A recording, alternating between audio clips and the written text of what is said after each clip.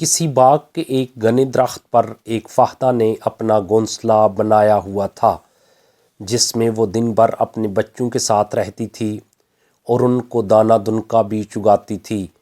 وہ بہت خوش تھی کیونکہ اب ان بچوں کے بالوں پر بھی نکلنے لگے تھے۔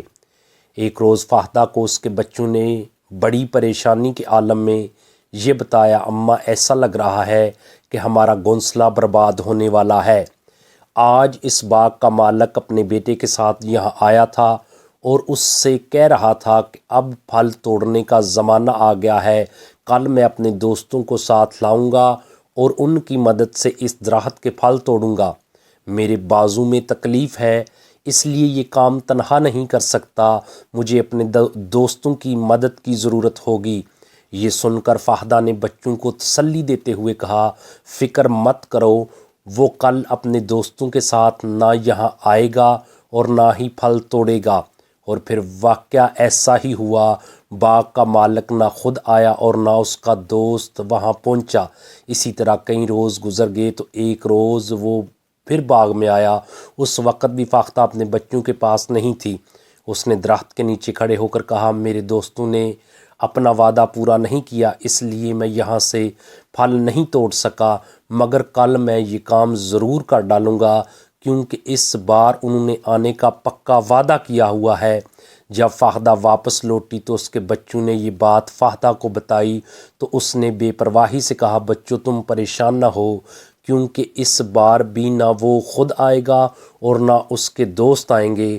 غرض اسی طرح یہ دن بھی گزر گیا اور فاختہ کے کہنے کے مطابق نہ باغ کا مالک وہاں آیا اور نہ ہی اس کا کوئی دوست۔ فاختہ کے بچے اب کچھ زیادہ ہی مطمئن ہو گئے تھے۔ چند روز بعد باغ کا مالک اپنے بیٹوں کے ساتھ وہاں پہنچا اور درخت کے نیچے کھڑے ہو کر بولا، میرے دوست صرف نام کے دوست ہیں، انہیں مجھ سے کوئی ہمدردی نہیں، اب تک کئی بار وعدے کر کے ٹال گئے ہیں، لیکن اب مجھے ان کی مدد کی ضرورت نہیں، میں خود ہی کل تم سب کے ساتھ مل کر اس درخت کے پھل توڑوں گا۔ ویسے بھی مجھے دوسروں پر بھروسہ کرنے کی بجائے اپنے آپ پر بھروسہ کرنا چاہیے، اسی میں بہتری ہے۔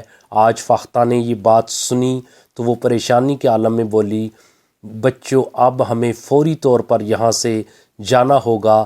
جب تک باغ کا مالک دوسروں پر بھروسہ کر رہا تھا اس کا کام نہیں ہو رہا تھا، مگر آج اس نے خود پر بھروسہ کرتے ہوئے خود ہی پھل توڑنے کا ارادہ کیا ہے تو وہ ضرور کامیاب ہو جائے گا، اس لیے اب ہمیں یہاں سے جانا ہی ہوگا۔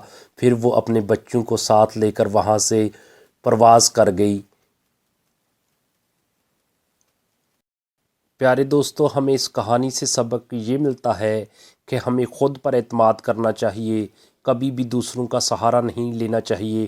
اگر ہم نے زندگی میں کامیاب ہونا ہے تو ہمیں خود پر بھروسہ کرنا چاہیے۔